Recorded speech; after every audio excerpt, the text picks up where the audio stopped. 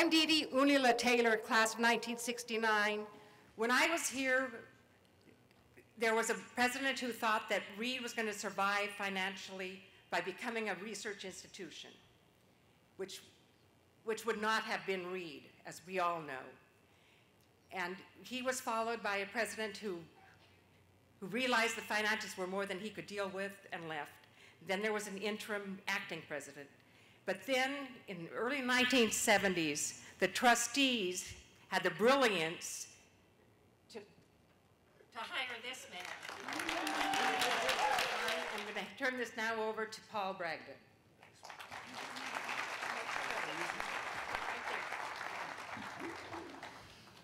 Well, it's certainly mind-boggling to think of 2,000 Reedies in one place at one time.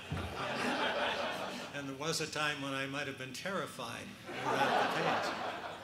Now, so many of you have been so nice through the years and come and even mention things that they were sorry they'd done in relation to me. I had forgotten that, and I said, what was it?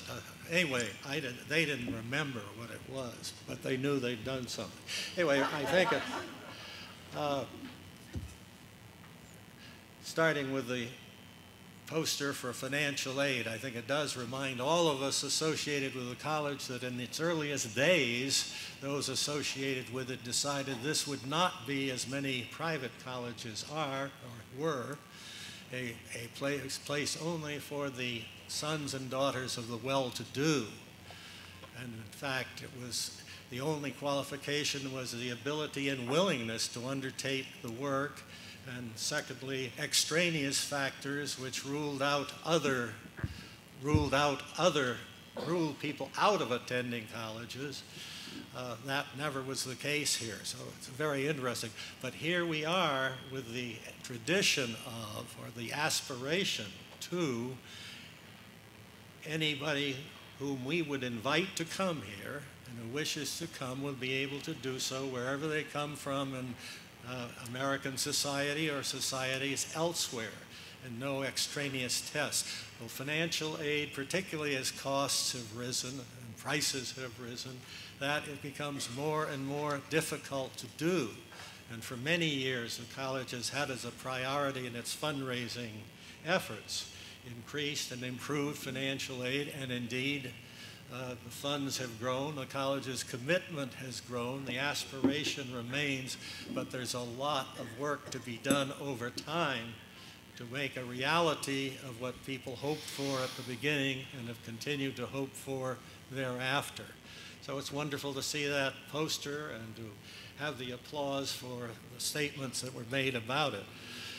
I came to Reed when I was 43 years old, and I came, it was accomplished by a simple handshake with John Gray, the chairman of the board, and perhaps a 1 or 2 page letter. I was a graduate of Amherst College and Yale Law School, and in due course, Professor Gail Kelly pronounced that I had not completely I didn't completely have all the right degrees, but they were from the right places, and I was very confident. I practiced law in New York City for many years, and I ultimately worked for the mayor of New York City, where, among other things, I was the city's legislative representative in Albany, what the New York Times characterized in a story, the largest lobby in Albany. I left, and I later went to New York University from government as vice president for public affairs.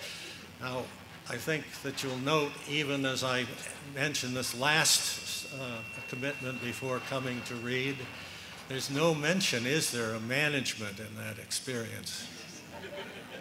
The largest thing I had ever managed was a small law firm of some 12 lawyers in Albany doing a very specialized type of law.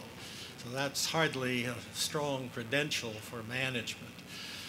Secondly, you will note that my commitment and career in higher education had been brief. It had been interesting with many things, as you will hear, that I did, but as you'll see, you don't find that there is being on the campus of a small liberal arts college among them, or in a major university being an intimate part of the academic side. Well, that is an unusual thing. In any case, I went to New York University as vice president for public affairs, and the general rubric would be to seek public support for private colleges and universities, which was a perceived need at New York University at the time. And it was an interesting time. It was a constitutional convention, and the definition of the state system of higher education, which in New York is under an omnibus board of regents over all levels of education, including colleges and universities. So a key thing for private colleges was to have the system to be defined as institutions, comma, public and private, which was accomplished in the Constitutional Convention, but the voters rejected the Constitution, not for that reason, but they did.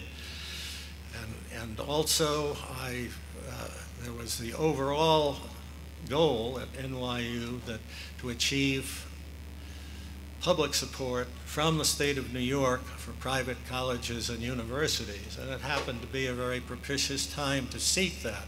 Nelson Rockefeller was governor, and he had commissioned a group to study the financing of higher education, chaired by McGeorge Bundy, who at that time was president of the Ford Foundation, and they came out with a proposal to subsidize public and private institutions on the per capita basis for the degrees that they awarded at different levels with different sums of money.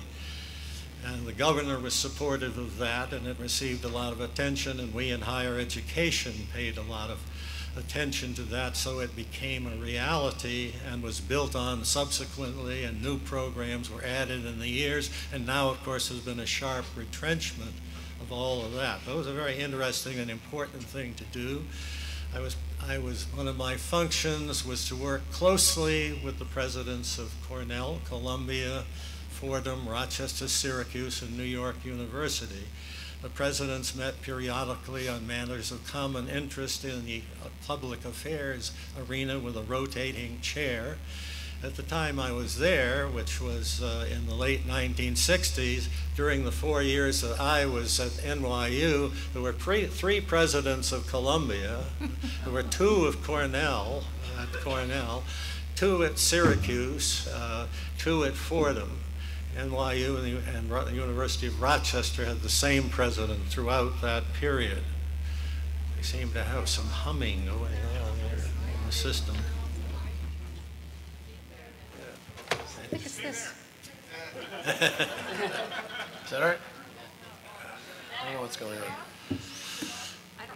I did an assortment of other things and worked very closely with the medical school when Lewis Thomas, who in addition to being a physician and an educator was a poet and writer, as you know, and we were working with the Carnegie Corporation to make Bellevue Hospital a model municipal hospital. So I have spent a lot of time doing that. But as you notice, these are not in the mainstream of higher education.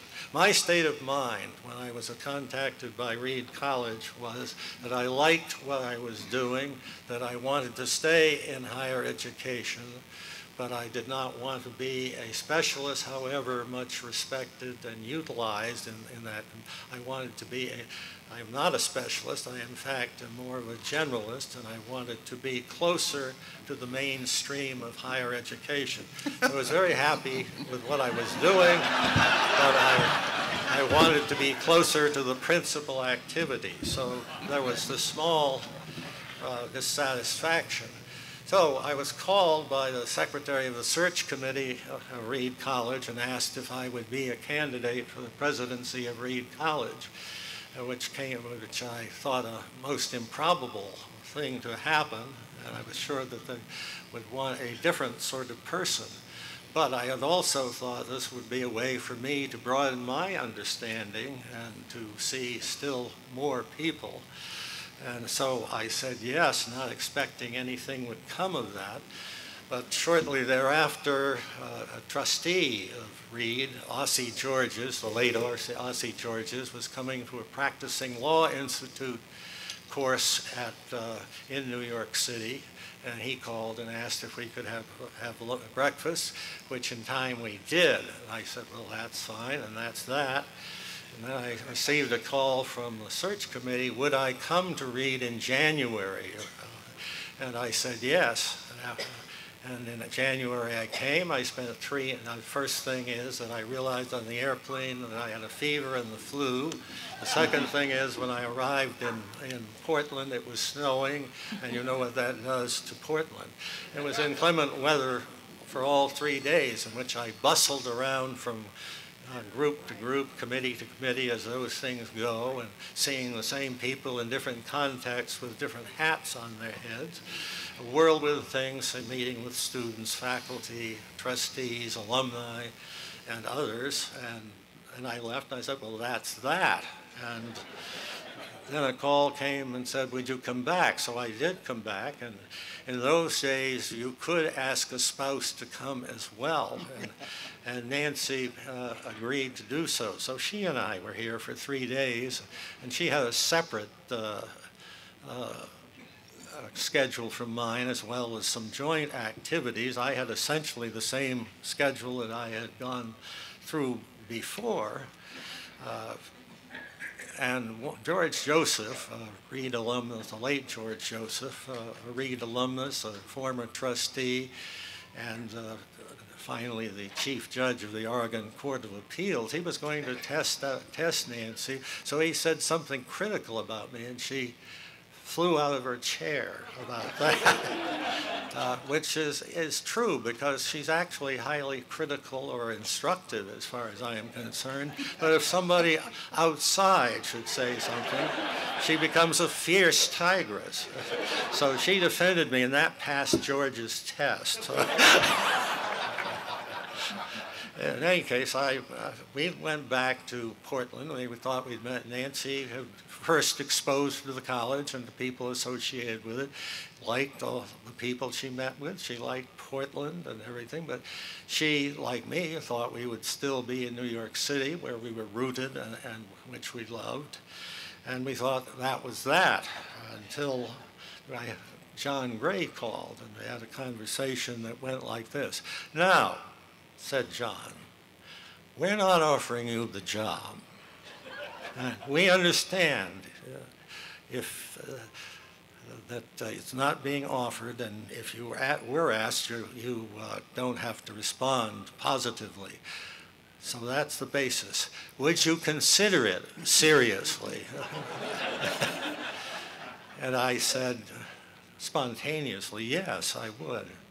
Well, so that led to an offer, and as I've said, hands were shaken, a short letter was given to me, and I was the president-elect. Now, what did I learn during the search about Reed at that time? That in the higher ed rumor and gossip mill, it was well established that Reed was going bankrupt, or was bankrupt, and Reed's faculty was impossible, and no president can survive. Shows how smart those people are. But I also learned, and this was the case, that Reed's financial condition was serious. I had the financials of the college, and I shared them with Joe Whiteside, who was the controller of New York University, and finally met with him, and he said, Reed is bankrupt. I said, bankrupt? And he said, no liquidity. Another way of saying it, another way of putting it was Ross Thompson's way. Ross Thompson had come to Reed as the chief financial officer and had been acting president in the year before I came as president. So he knew the college very well, particularly in its financial aspects, and he put it this way.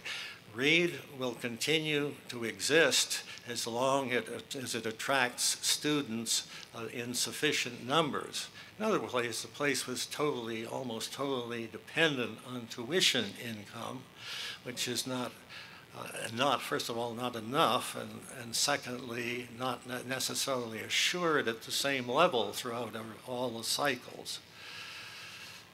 Why did I come to Reed anyway? First of all, despite what the rumor mill said, what I saw with John Gray as chairman and other senior trustees who were committed to this college and its survival and it's becoming an even stronger institution. They had backed that with money and time and effort, and they were continuing to do so. And most of them were pretty hard, tough-minded business people, and for them to do so indicated a high degree of faith in what they were doing. Secondly, the faculty that I met, among them, ones that I met for longer periods of time and talked with, they were determined that this college was going to continue to exist, and more importantly, they had an institutional loyalty that, particularly in these days, is most unusual in higher education. So you have the board and the faculty, and I also met alumni with a great loyalty to the institution. I also met students, and they were as interesting and as good as anybody you could hope to see. So I had as a conviction of naive faith, that this good place, if properly explained in a variety of ways to a variety of constituencies, would receive support. I shook my head over that naive faith many times in the years ahead. And there was one other thing that was very special and very important, that the outside world, although it was not secret, the outside world would have no reason to know. And I think it's a very remarkable part of Reed's history, because it could have gone a much different course, and I have seen it go in a different course at other institutions, both after coming to Reed and before I came to Reed. And that is, the things were bad here. There were two things that were coming together. Financial situation was not very good. The trustees would have been justified, and many boards would have declared martial law, exerted their own power, and would have probably have had a very bad result, but would certainly have a lasting problem of constituency unity behind the institution for a long period of time. There's one local college that in fact did do roughly declare martial law, and that is echoed through the years thereafter. But John Gray, on behalf of the board, went to the appropriate people in the faculty and said, tell us what you intend to do. That is, what is your purpose and mission? Tell us how it can be done feasibly. That committee was chaired by George Hay, who for a lot of reasons belongs among the long list of people who have been very important in the future of this college and in strengthening it. He was an economist, a wonderful teacher, and committed to teaching and to research and development economics, but he had given his time to chair this commission.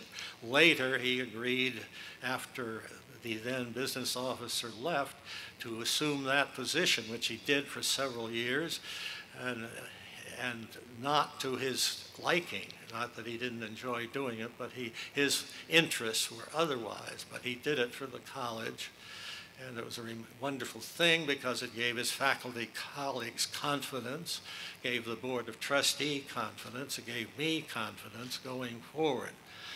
So this commission, the Hay Commission as it became known, reaffirmed the traditional mission of the college, and then proceeded in a very tough and brutal way to find the way to lower the fixed other expenses of the college so that it would become feasible financially and provide a base or foundation from which you could gain support for the college and strengthen it. And it was really a draconian thing in which the faculty was asked to do much more than it usually did, and to carry things that it usually didn't in administration.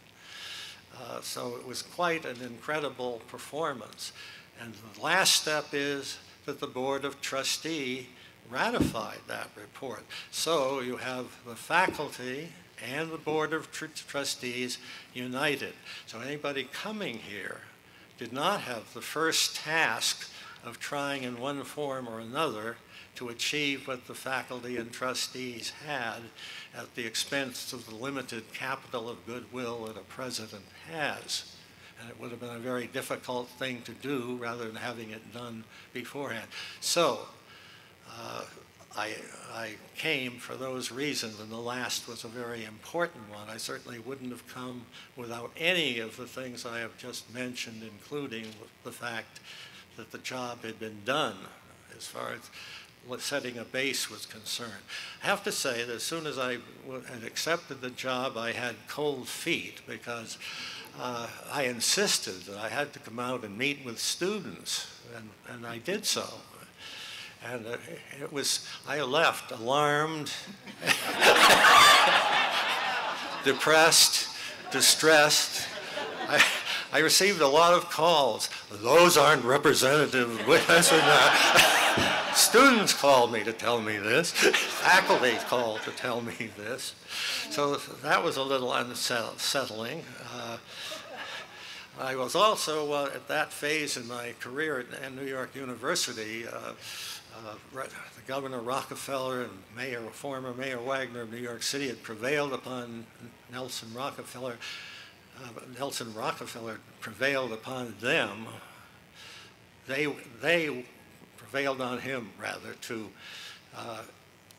ask for me to be given half-time release to direct a temporary state commission on the powers of local government. And for some reason, when Jim Hester, president of NYU, received that letter, he thought it would be a good thing that I do that.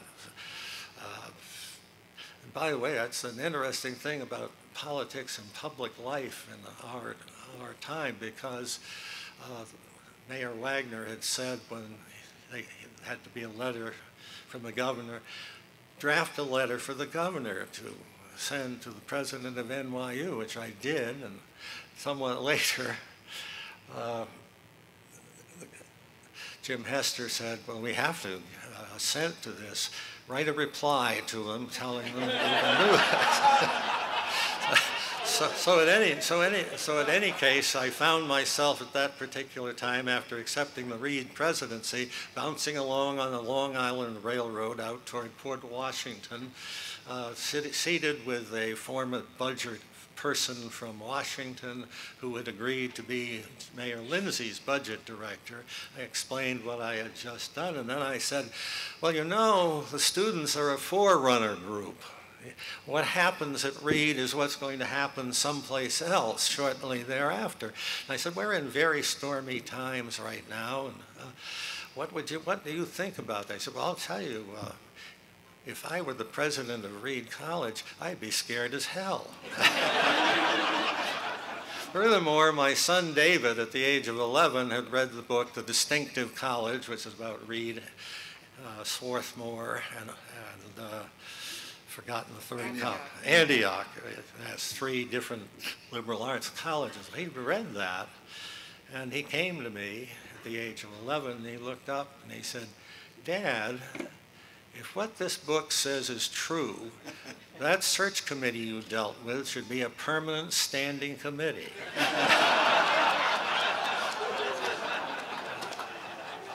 I reread the book myself, or that part of the book, and I said, and I became dismayed. How could I possibly think that I could succeed in doing these things, given this history? Now, when I came to Reed, quite simply, Reed was facing 2 things, a confluence of things. And one is very big in memory to this day, which is the activism on campus and the events on campus in the late 1960s, involving such things as a tuition boycott, concern about black studies, and for some, a more profound interest in what the nature of the college was, which would be quite different or somewhat different from what it had been and proposed to be. And two things. One being the financial crisis, which was announced really by President Dick Sullivan as he revealed it was a financial crisis because he had failed to receive an expected $1 million grant from a foundation. So that played out while there were two acting presidents and one president for 2 years. This is going on. Meanwhile, later, the faculty, as well as students, but faculty is absorbed in the conflict and issues of the late 1960s, and they're not, and college is heading to the wrong, to the precipice with this happening. And I think that the whole thing is stated, first of all, by the announcement by John Gray of my appointment.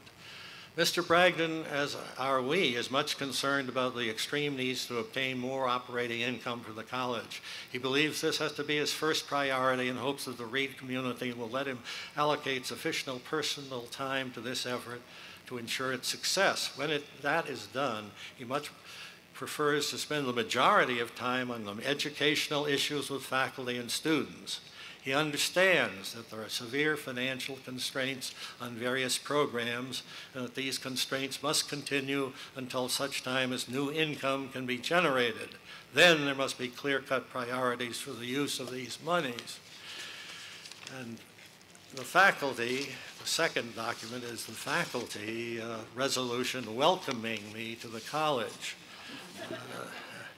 And I'm reading now from the minutes of September 9th, 1997, and this is me talking. First, let me note with appreciation the resolution of the faculty on May 21, 1971, in which you express appreciation of the spirit in which I have undertaken the responsibilities of the Reed presidency with a full knowledge of the gravely unsettled condition of affairs at the college.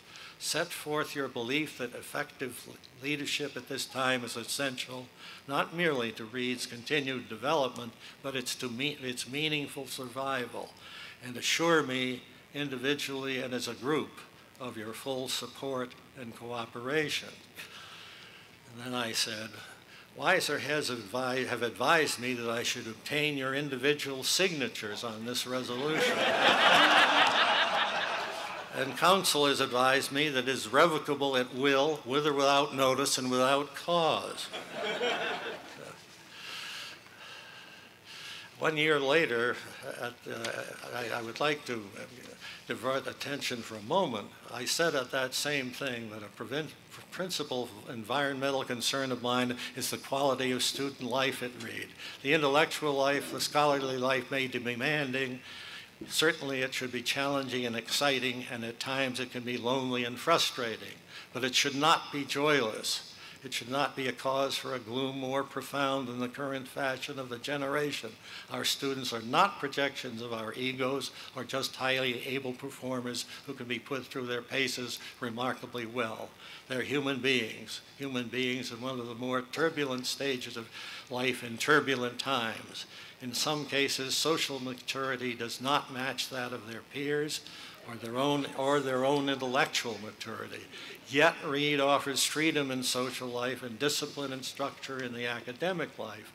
No contractual requirement can or indeed be invoked, but a call for the assumption of citizenship is not misplaced.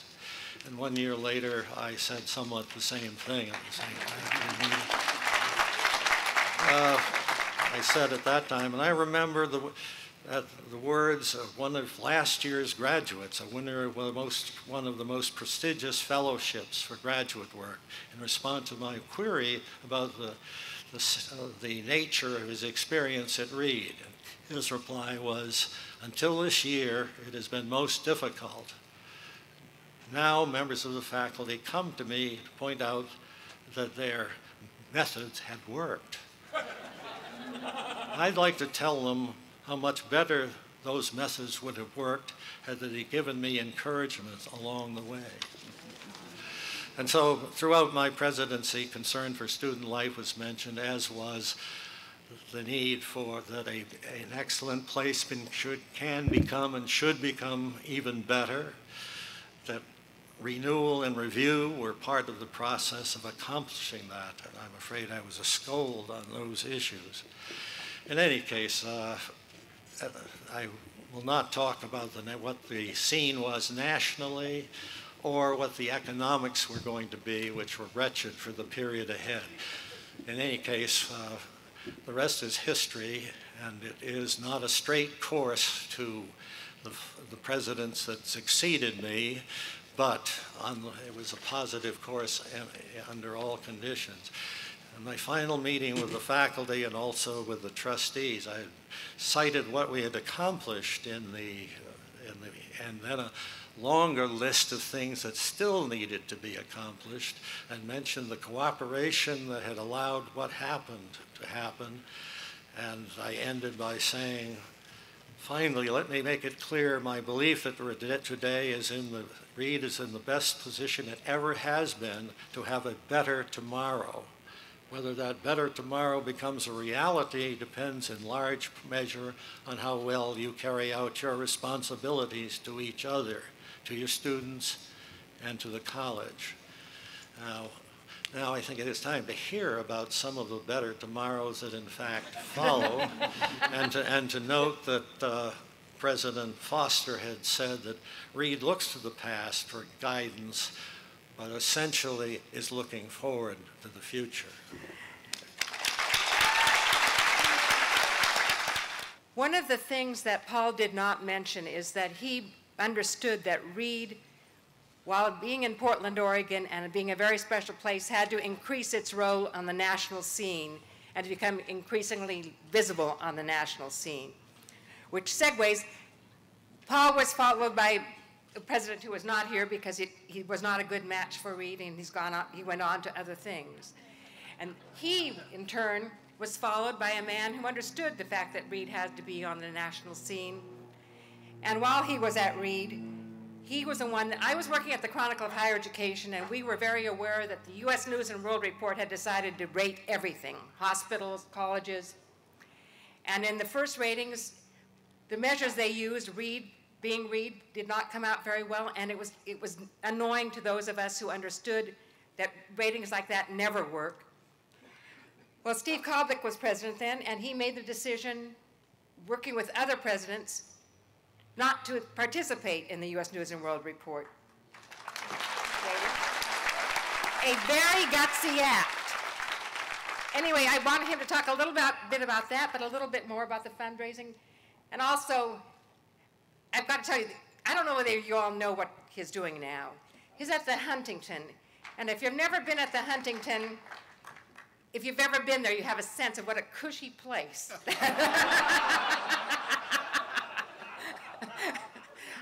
I bet you're not sleeping in a dorm, are you? Thanks, Dee Dee. In my Reed career, I've had the habit of following Paul Bragdon, and that simply isn't possible.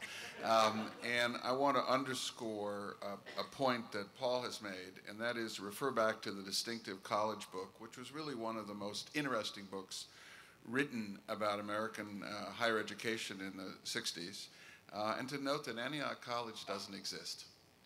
It's very easy, or I should say it failed, and there is an effort being made right now to recreate it. But if you should be under no illusions. The work that Paul Bragdon did in saving this institution was really extraordinary, and he deserves an enormous amount of credit.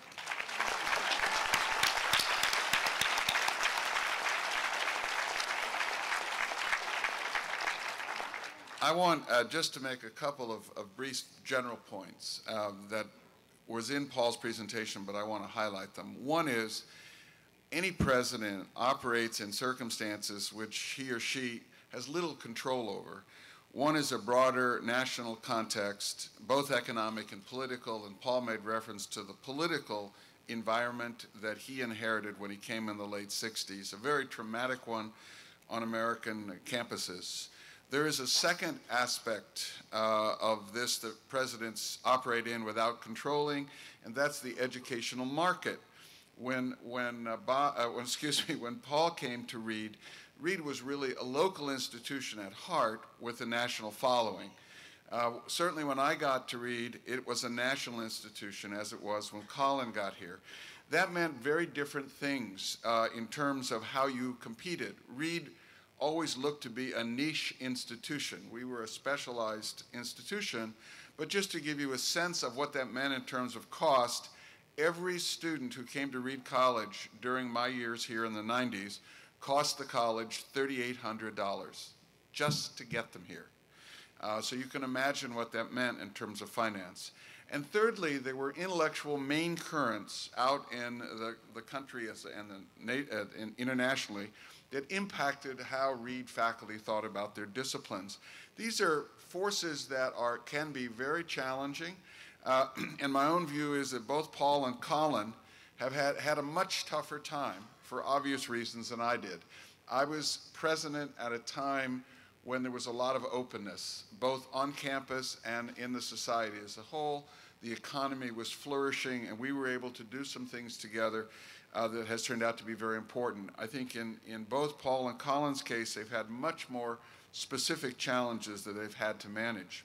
So that's a first comment. A second comment is that all presidents who come to Reed College, the three of us, I think, would agree to this, but I think all of those who aren't with us today really have the same fundamental challenge. And that's the challenge of how to protect and foster Reed's unique educational philosophy and remain competitive for great students and great faculty. That's the market expression. To get great faculty and great students here changes over time. Nothing is ever static. Not to mention that all of us, and I think it's only natural I am surrounded by lawyers, needs to make sure that the institution doesn't run afoul of the law. So having said those general comments, and they're both Amherst graduates too, having made those comments, let me talk briefly about U.S. News and World Report. I'm always fearful that when I die, they're going to put a tombstone somewhere that said, "He took Reed out of U.S. News and World Report." It's a recurring nightmare. The story of U.S. News and World Report, as it actually happened, is very different, I think, from what most of you presume. There was nobody that I knew in higher education in the 80s, I suspect in the 90s as well, who liked U.S. News and World Report's rankings, and that was for obvious reasons. The data was terribly weak. At Scripps, where I was dean of the faculty, I had 5 different student-faculty ratios that ranged from 8 to 1 to 12 to 1, which I could use depending on who I was talking to. And all were legitimate or illegitimate, depending on what you viewed it as. And also there were dubious measurements, my favorite being questionnaires that were sent to so-called educational leaders, asking them for their opinion on 2,000 American universities and colleges, when at most someone who was really well-versed would know 5 or 10, perhaps. But for me, and I think for any president at Reed, we are forced to be practical. We are not allowed very many of our own personal, philosophical, and ideological values to run the institution. We serve all of the constituents here, and our job is to keep the institution moving forward, as Paul so wonderfully indicated. So the story about U.S. News and World Report is one about practicality. It's not one about ideology. And many of you who went to school here in the last 25 years will immediately identify this. I was innocently walking down the second floor hall of Elliott Hall, and I was accosted by a faculty member who had a terrible habit of asking ugly questions, both to me but also to his students. And this was Peter Steinberger. And Steinberger said to me, Steve, why are we still participating in U.S. News and World Report? And like any competent president, I hope, I said, well, these are the reasons. And I gave presidential reasons why we were responding, just as you did when Peter asked you a question in class. And then he looked at me with that kind of innocent look, which only Steinberger can manage. And he said, do you really believe that? And he turned around and he walked away. And I walked back to my office wondering if I really believed it, when of course I didn't. And so I called the Dean of Admissions. His name was Bob Mansueto, and he came up, and I said, Bob, what would happen if Reed simply no longer participated in U.S. News and World Report? And Bob did the thing any good dean should do. He said, are you serious? And I said, yeah, I'm serious. He said, can I study it? And I said, sure, you and your staff can study it. So a month or so later, Bob came back and he said, we've looked at the issue and we spend a lot of time explaining when we're out on the road why Reed is dropping like a stone in these ratings, which we had been doing, by the way. We started in the top 10, and by the time I had gotten to Reed, we were about 25, for no fundamental changes in the nature of the institution. But U.S. News and World Report was changing their criteria every year, because changing in the stats were very good for their sale of magazines. So Bob said, it's okay by us. And that was important, because presidents work with staff, and you have to respect their professionalism, and you want to affirm their work as well. So having gotten the green light from the Dean of Admissions, I took it to the Faculty Planning Committee and asked them, and they, of course, were enthusiastic because they hated it. And then I went to the Student Senate, and I asked them, and I got ditto support. And then I went to the board. Well, that was an interesting conversation because the board was overwhelmingly in favor of leaving U.S. News and World Report. They were fully supportive, but there were a couple of parents on the board. And they were a little bit more questioning because, frankly, they had been sensitized to the way the educational market had been evolving. And so they warned of the possible risks. And it was on that basis that we left. I sent a very simple one-page letter to U.S. News and World Report thanking them for their interest in Reed College, but that we were no longer going to respond to their questions, and we wish that they would simply eliminate us from their lists. That was the decision. It was no more difficult or no more complex than that. Didn't raise a lot of controversy on campus, and we didn't have a clue what the impact would be. The real question for any president has to be, would this hurt the college in recruiting students and faculty? That was the real question, and we didn't know.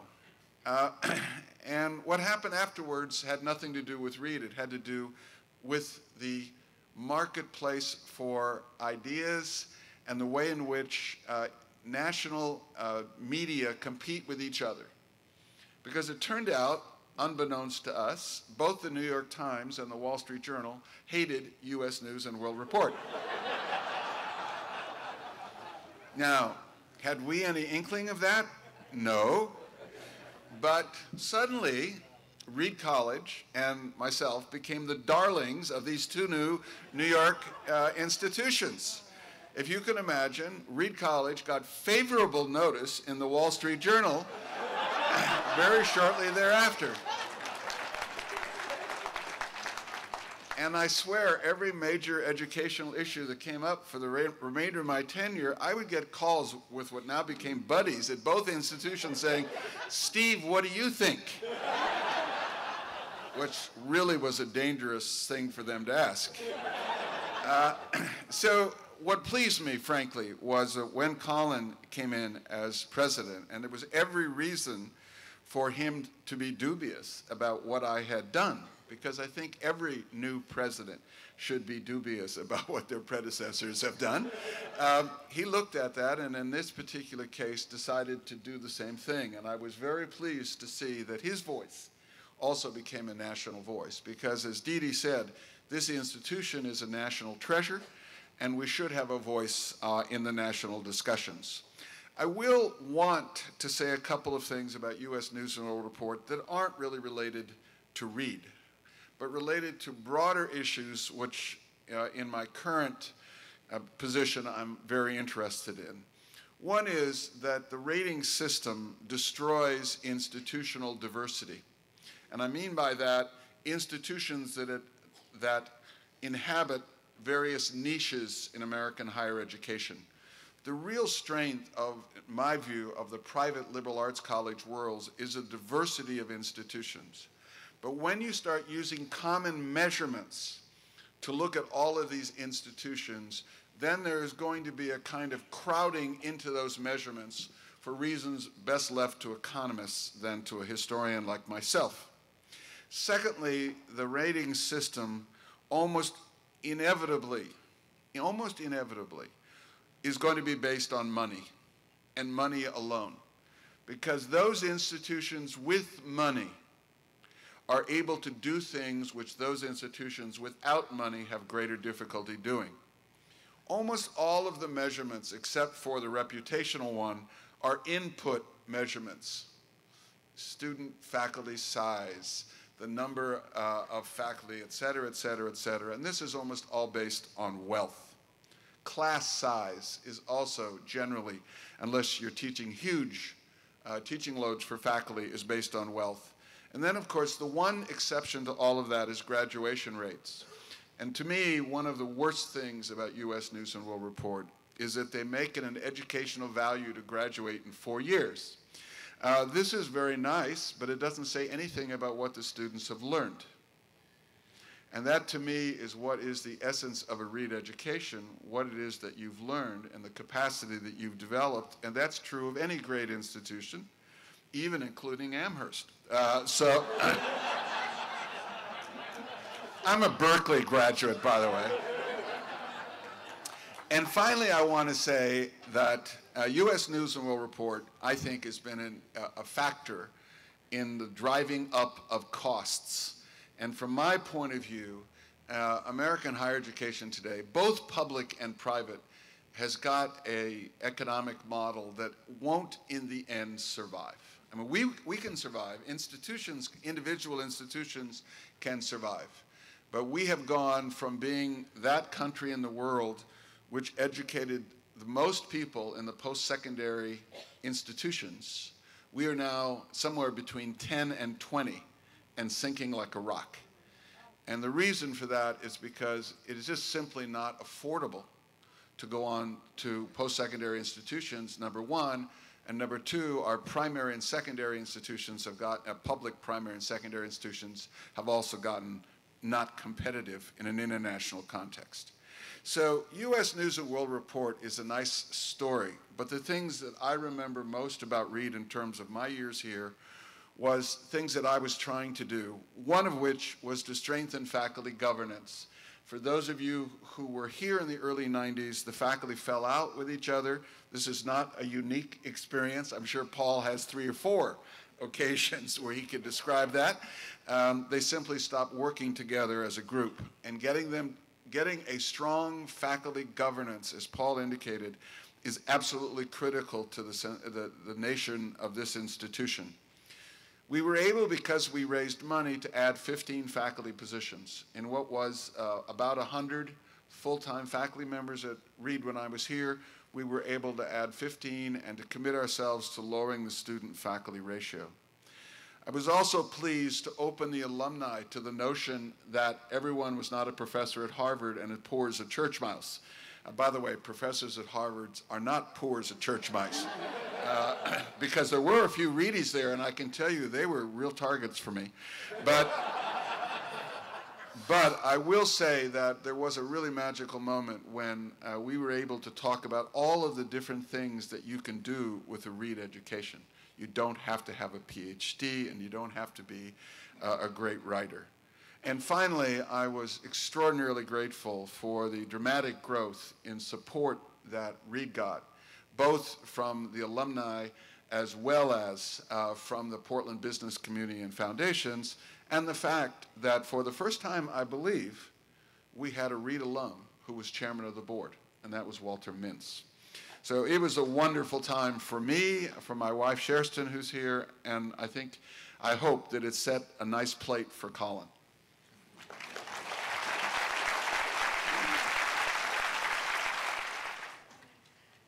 Which brings us to Colin. I will point out that the transition from Steve to Colin was the smoothest in Reed history. And we hope that and we hope that happens from Colin to his successor. Which brings us to the fact that he has announced that he's resigning in a year. I've enjoyed having a fellow Episcopalian as president of Reed College, which is a totally different bag, but I wasn't an Episcopalian at Reed. But we all heard Colin talk last night at an incredible event on the Quad, and I was struck that in his talk, I realized that I knew it about Paul and I knew it about Steve, but I didn't know about Colin, but Colin really gets Reed. And he gets the readiness of Reed. And I don't know how that is transmitted to people. I think it's a learning curve. I think you don't really get it when you get here, as Paul made clear. But you do somehow get it, and I think that's a marvelous thing, and I hope that continues for your successor, which brings me to my question for you, which is, what would you tell your successor? Turn around before it's too late. So I will get to that in a minute, but I had the great good fortune of being able to talk to these two gentlemen to my left before I took this job.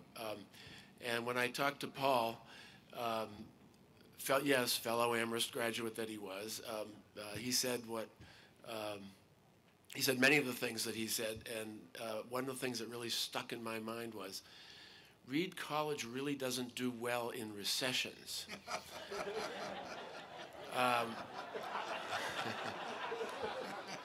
So this was 2001, and I've now survived 2 recessions, including the worst one since the Depression.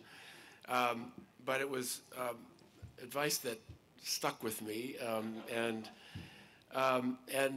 Steve gave me all kinds of good advice. He particularly told me not to take the faculty too seriously, even while I was pretending to do so. And he also told me the first piece of advice of the 3 that I want to mention for my successor, which is, you really do have to get Reed in your gut, in your soul, in your heart. You need to love Reed, and don't just say that, but mean it. And so go out and spend a lot of time going to Hume lectures, sitting in the Paradox Cafe, hanging out with students, supervise senior theses if you can, and I've done that, I think, just about every year that I've been here. Completely immerse yourself in the life of this institution, because when you come from another school or another institution, as we all did, you will see things that look familiar, but everything at Reed is going to be 10 degrees off, okay? It's just going to, it's going to fool you. That was good advice, and that's the first part of my advice for my successor. Another piece of advice that I think both of them and many others gave me, and is really sound advice, is focus, focus, focus. Reed got here today because it was obsessively, relentlessly focused on doing one thing really well. It has, from time to time, been tempted to diversify. And I think Paul mentioned Richard Sullivan's dalliance with, or maybe it was Dee Dee, Richard Sullivan's dalliance with the idea of establishing a graduate school, and before that there was Howard Vollum's idea of establishing an engineering program. Stay focused on what we do, because what we do is so extraordinarily wonderful and so rare that the world needs us to do it the way we're doing it and not screw it up. The other thing to say about Antioch is that Antioch decided to franchise itself, and it established all these professional master's degrees around the country. And now what do we have? We have all of the satellites still alive and the mothership is dead. So stay focused. And then the third, I think, is, and this derives from the fact that, yes, I was trained in economics, and I taught in a management school for a while. There really is a business model to Reed College. You don't expect to talk about it a whole lot in public, but the fact of the matter is that you're running a business, and you've really deeply got to understand what that business model is, how it works, and how to keep it sustainable. Which brings me, I think, to Steve's point about the sustainability of higher education in general. We are a very high-touch form of education. We have a very low student-faculty ratio. We have an extraordinarily high-touch system of student services. Everything around here is trying to, essentially to emulate Socrates' ideal of teaching people one at a time. We come as close as that as we possibly can, and that's part of our genius, part of our special nature, and why we do what we do so well. But to be a high-touch institution means to be a very expensive institution in terms of production function. We are going to spend a lot of money per student. Then the question is, where are we going to get the money? Right now, if you leave financial aid aside, not as an expenditure, but as a revenue discount, which is the way economists prefer to think about it, right now we are spending about $45,000 per year on students. And again, I'm not talking about room and board. Students would have to live somewhere and they would have to eat. I'm talking about everything else, the educational program. We're spending about $45,000 per student on average. We are charging them right now, if they can pay, $42,000. But the fact of the matter is that 55% of them can't pay that much. The average tuition revenue we receive is $25,000 after all the discounting for financial aid. $25,000. So we're producing a product that costs about $45,000 and we're charging $25,000. The difference has to come from somewhere. Thank God we've got a good endowment. Even after it's gone up and down and up and down in the last 10 years, it's gone up again. And we have an increasingly generous support from alumni and from other sources. We've had some fantastic angels in the past. John Gray has received a lot of mention, and he's certainly one of them. But we have to have somebody, and it's got to be the president, who focuses on this gap between what we can afford to charge and what it costs to do what we want to do. Can we do it cheaper? You bet. We could do it much cheaper. Do we want to do it much cheaper? No, because then we become something different. And we lose our identity as the Reed College that we all know and love. So focusing on that really is the president's job, and it means that you're going to have to be very, very tough on the expenditure side everywhere other than in the classroom and in financial aid, because those are the two kinds of things that are just absolutely uncuttable, it seems to me, in order to preserve Reed College. Everything else you have to be really relentless about. Yes, we did spend a lot of money on this tent, I confess. Earlier this morning, Dee Dee asked me what the endowment was, and I said to her, do you want to know the number before or after we bought this tent? No. We're renting it. We're renting it. We got a good deal on it. But the fact is that, you know, that really, in the end, is above all else, the president's job is to make sure that he, or hopefully soon she, hands the job off and hands the institution off in an even richer and more financially secure way than he or she found it. And that was definitely the case with regard to my predecessors. They handed this institution off, both of them, much, much stronger than when they inherited it. And I'm going to do the same. One final thing I would say, and that is when I was being considered for this job, actually two things. I'm going to explain now to Steve why it was not so hard for me to stay the course with regard to U.S. News. I was previously the dean of the University of Pennsylvania Law School. And law schools are even more enslaved to U.S. News rankings than undergraduate institutions.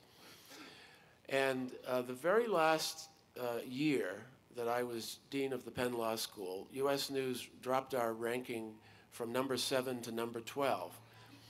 And it happened that that was also the year that my younger son graduated from the Penn Law School. When I celebrated with him after giving him his diploma as one of my final acts, he said, "Thanks, Dad. I'm so proud to have graduated from the number 12 law school." And I think he was kidding.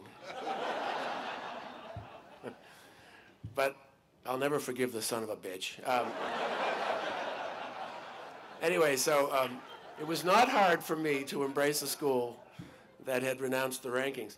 And then finally, one point is that when I came to Reed, or when I was being considered for Reed, a number of people who knew Reed said to me, "Oh, you know, Reed is a graveyard for presidents." And if you look up on this podium, the three of us have been president for 36 of the last 40 years. So if it's a graveyard, it's a very slow death.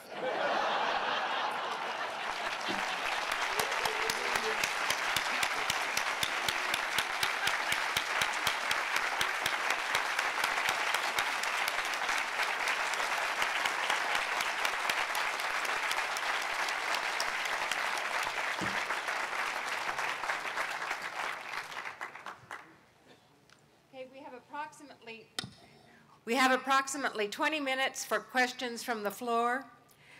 And there is somebody out there with a microphone.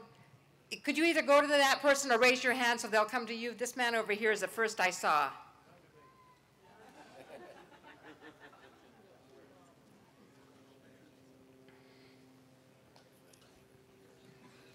I was a little surprised that nobody among the three presidents talked or mentioned the word academic freedom, which is at the heart of this institution, and unfortunately has had problems in the past which have been fought over and resolved half-heartedly, reluctantly, and it seems to me that's an important part of the history of this college. I wonder if you would comment on that.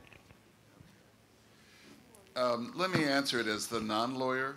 That it is certainly true that there are times in the country and at the institution where academic freedom was challenged in a variety of different ways. I frankly think it's a non-issue in today's world, at least as it relates to Reed.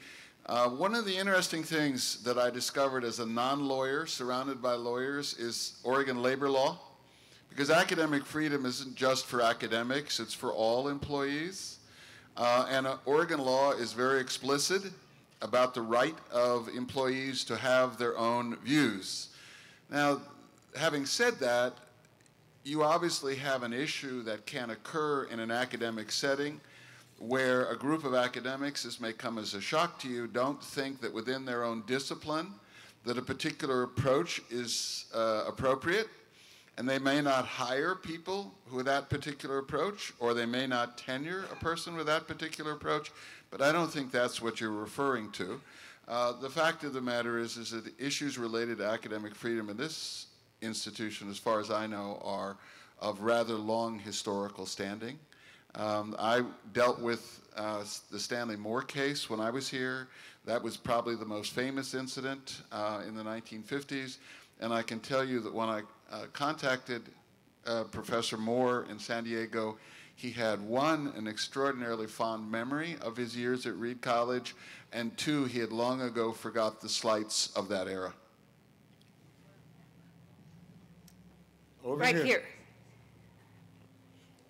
Perhaps this is to President Diver first, but you talked about the costs of scholarships and the making up of the difference. And you had mentioned to some of us previously, and I was wondering about the current philosophy, that your goal is to try and get scholarship levels to the point that students do not walk out of Reed with a huge debt, unlike many other schools. And I was wondering if you might comment upon where that stands at this point. Thank you for the question. The latest number that I'm aware of is that the average cumulative debt of students on financial aid when they graduate from Reed College is about $17,000 right now. That is right. A magnitude like that may not convey much unless you're aware of what other schools' experience is, but it's the lowest average debt of any, one measure is it's the lowest average debt of any higher educational institution in the state of Oregon, and that includes the public universities.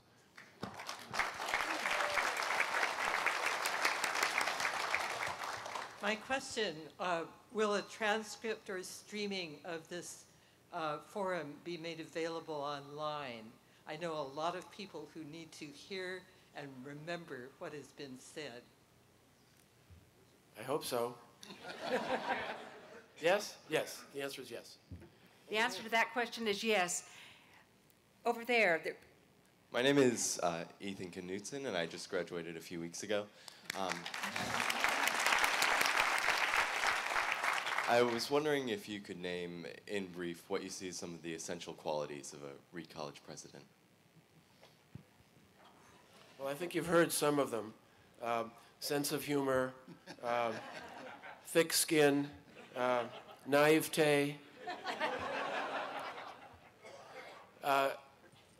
Seriously, I think what I would be looking for in the next president, if I were looking for the next president, which I don't expect to, is somebody who I think, like my predecessors on this podium, have a deep sort of sense of themselves and comfort level with themselves, that they are grounded in all that that term means. This is a job that has ups and downs. Reed College is an institution that you fall in love with in order to do this job well, and then it breaks your heart. And then it lifts you to the heights.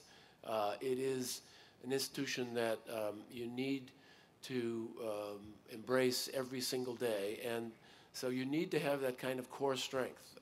And you need all the other stuff, but in some ways that, to me, is almost the irreducible minimum.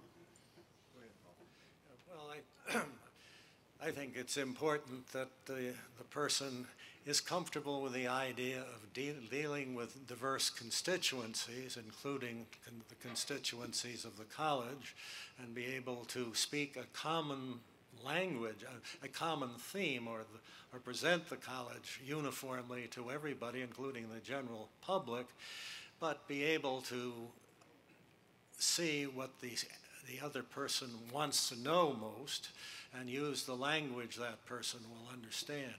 So I think comfort with multi-constituencies, and secondly, comfort with shared governance, which is sometimes thought to be you don't make any of the decisions, but that is not true.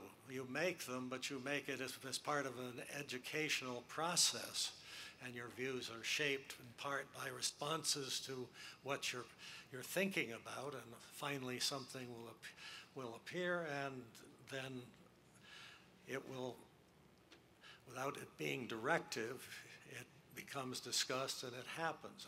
Anyway, shared governance. And I mentioned the defects that I had, such a lack of real management experience, but I had intense experience in a variety of contexts in being in a position of some authority where I could not just dictate or order, but had to consult and have my views shaped and to try to shape others, and out of it something comes without it being directive or authoritarian or authoritative. A lot of people are not comfortable with that.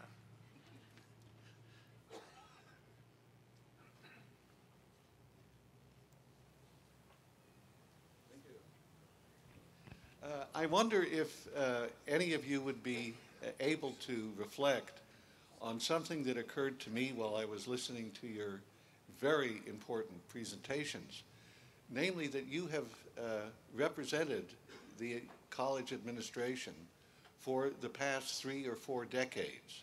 But we are here celebrating 100 years of the school.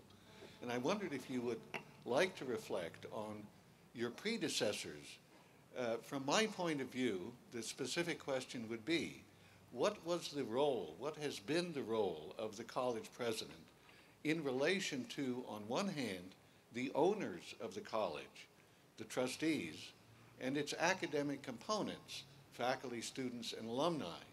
Because going back to our first president, who was essentially fired by the Board of Trustees because of his opposition to U.S. intervention in the European War, all the way into the McCarthy period, there have been presidents who were selected for the specific purpose of the trustees to improve the reputation of Reed College, particularly in its local community of Portland, which was, and the trustees represented that business community of Portland. I think the three of you represent a different part of Reed's history, where it became a national body, and its trustees became more representative of the Reed alumni. Thank you. If I can respond briefly to this, because obviously a good discussion of this nature would take many hours. The truth of the matter is that I am in awe of all of the individuals who have been presidents of these college, and very proud to be among them, even though I'm the 75th. And you know, the fact of the matter is, and I think you've got it from all three of us, this is a very difficult job. I'm also extraordinarily proud that the citizens of Portland, the businessmen of Portland, kept this institution alive. It was a long time before the Reed alumni stepped up and took on responsibility. I won't go into the details of that, but in fact, all of the challenges that you've talked about, I kind of view as the normal ups and downs that Colin made reference. We all have them.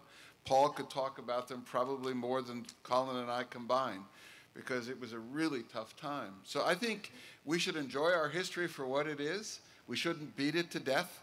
And we have, what's really remarkable about this college is we've had 7 or 8 generations of scholar teachers who have kept the ideals of this institution alive and well, and we should just be able to enjoy that reality.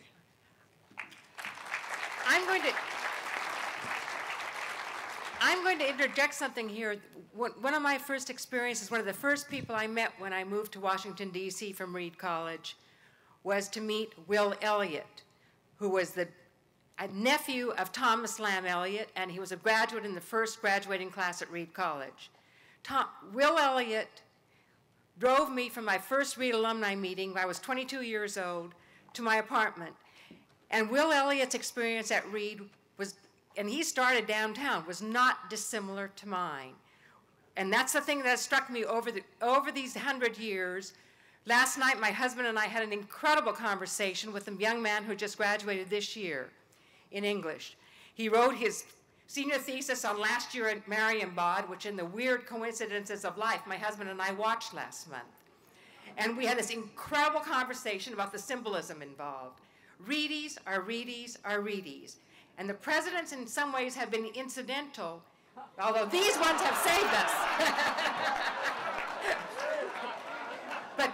but Paul Bragdon wants to talk a little bit about Dick Sullivan, who was president when I came to Reed. Yes, some critical words were spoken, and was referring to Dick Sullivan, who was president for 10 years from the early 1950s to the mid-1960s. He was president for 10 years. And it ended badly for Dick. There's no question about that. This was operating during the period of great growth in American higher education, where it was a principal priority of the society.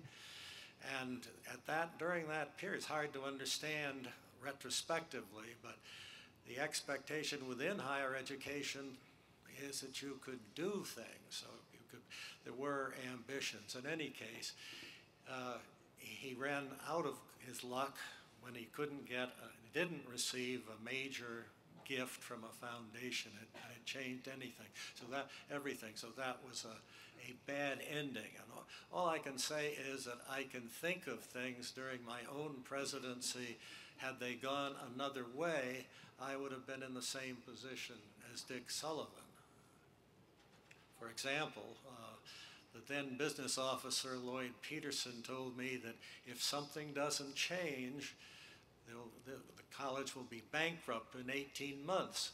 And I thought about that, and I thought, we have a plan, we're pursuing it, it's showing evidence of success. We're going to have to ride with that and stick to it. And if there's any more wrenching down of this college, it will not be the college that it has been.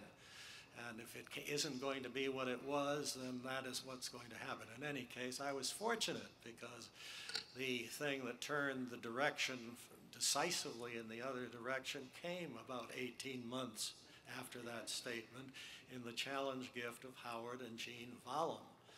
And they had given reluctantly. We're going to give it and see how it works out. And they were so happy that they continued giving at the same level for several years after. Anyway, and since they didn't believe in endowment at that point, it meant a lot more expendable funds and the realization that you would have to be raising your base to spend. Anyway, to get Dick Sullivan, I think it's hard to understand how some of the ideas were forthcoming. I think it is because of concern about the future of the liberal arts college, which he had, and it was the tenor of the times that things could happen and you could be innovative and expand. Specifically, the proposal for the graduate school, I could not understand because you have at the time, an underfinanced institution which is doing a first-class job in what it's trying to do in spite of its limitations financially, and you are going to enter the most expensive part of higher education, and without the commitment of funds that would make a reality of doing it in a first-class way over time at all. I think $1 million had been promised. Well, that's nowhere near what would be required. So I don't understand that, why he did it, and I wouldn't have agreed with it. But the point I want to make is I think Dick Sullivan is one of the shapers of the modern college, and the things that he did do, which are positive, were very important, and in my opinion, the college would not have remained competitive if those things had not been done. The college had been 300 students and 600 students. It was expanded during his presidency to approximately its present size, and is very up and down from that, mostly up in recent years. I think if that hadn't been done. The science facilities were mostly in Elliott Hall. So the fact that he built science facilities. I'm going to make you stop. Okay. I'm going to make him stop because we have reached the end of our time. And the most beautiful thing is that Reed College has had 100 years of great success at educating young people. And these men have been part of it, but we all have been part of it. It's not just us, it's the Will Elliots, it's the Dorothy Johansons, and it's all of the other people who have gone before us.